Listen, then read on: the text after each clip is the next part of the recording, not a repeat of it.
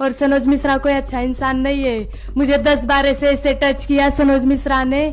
मध्य प्रदेश के माहेश्वर की वो युवती जो महाकुंभ में वायरल हुई, बॉलीवुड में कदम रखने जा रही थी और फिलहाल अपनी शादी के लिए चर्चा में रही। उन्होंने अब एक बहुत गंभीर आरोप अपनी फिल्म के डायरेक्टर सनोज मिश्रा पर लगाया है।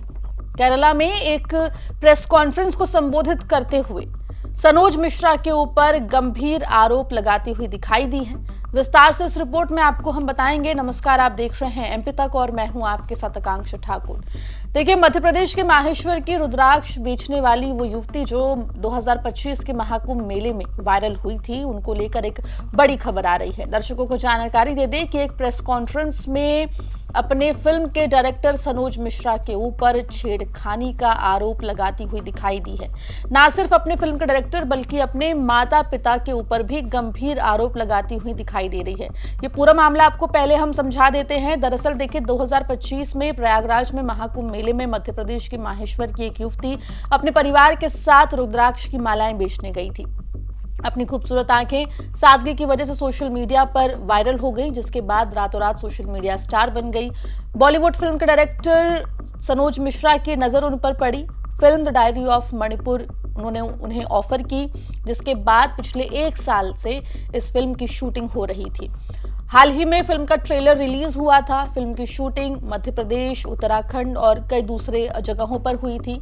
इस दौरान आपको बता दें कि साउथ में भी कई फिल्मों के ऑफर्स इन युवती को मिल रहे थे, जिस दरमियान उनकी मुलाकात फरमान खान नाम के युवक से हुई, जो उत्तर प्रदेश के बागपत का रहने वाला है। हाल ही में फिल्म रिलीज से कुछ दिनों पहले ही एक बार फिर ये युवती जो है वो चर्चा में आई थी। चर्चा की वजह थी इनकी अचानक शादी करना। केरल में फरमान के साथ उन्होंने एक मंदिर में शादी की, जिसके बाद सनोज मिश्रा और उनके परिवार ने इस पूरी शादी को लव जिहाद करार दिया था। वहीं आपको बता दें कि युवती का परिवार पुलिस की शरण में भी पहुंचा था और युवक फरमान के खिलाफ एफआईआर दर्ज करने की मांग भी की थी। साथ ही मध्य प्रदेश के मुख्यमंत्री से अपनी बेटी को वापस लाने की गुहार लगाते हुए भी दिखाई दिए थे। वहीं अब केरल से खबर आ रही है कि केरल में एक प्रेस कॉन्फ्रेंस को संबोधित करते हुए युवती ने फिल्म डायरेक्टर सनोज मिश्रा के ऊपर गंभीर आरोप लगाए हैं। उन्होंने कहा कि फिल्म की शूटिंग के दौरान सनोज मिश्रा ने उनके साथ कई बार छेड़खानी करने की कोशिश की। जब भी उन्होंने अपने माता पिता को इसके बारे में जानकारी दी, तब उनके माता पिता ने उन्हें चुप रहने के लिए कहा, क्योंकि ये उनकी पहली फिल्म थी। ऐसे में वो कोई विवाद नहीं चाहते थे। और सनोज मिश्रा कोई अच्छा इंसान नहीं है। मुझे 10 बार ऐसे टच किया सनोज मिश्रा ने, और वहां मैंने मेरी फैमिली वालों को बोला कि मुझे सनोज मिश्रा ने टच किया। मेरी फैमिली ने वहां मेरा साथ नहीं दिया। मुझे पता है कि मुझ पे क्या बीती है क्या नहीं। मेरे साथ अन्याय हुआ है, मुझे सिर्फ और सिर्फ इंसाफ चाहिए। सनोज मिश्रा ने मुझे 2 बार टच किया और वहां मैंने मेरी पूरी फैमिली को बोला, नहीं नहीं आपकी पहली मूवी है, क्या पहली मूवी के लिए मुझसे रेप करवाओगे? फिलहाल बड़े आरोप लगाती हुई सनोज मिश्रा के ऊपर दिखाई दे रही है।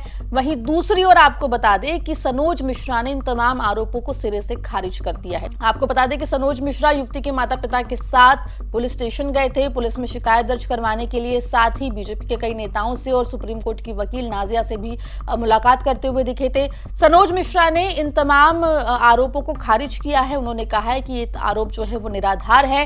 साथ ही फरमान के ऊपर गंभीर आरोप लगाते हुए कहा है कि वो लव जिहाद कर रहे हैं और पीएफआई से उनके संबंध है, उनके बैंक अकाउंट्स की जांच होनी चाहिए।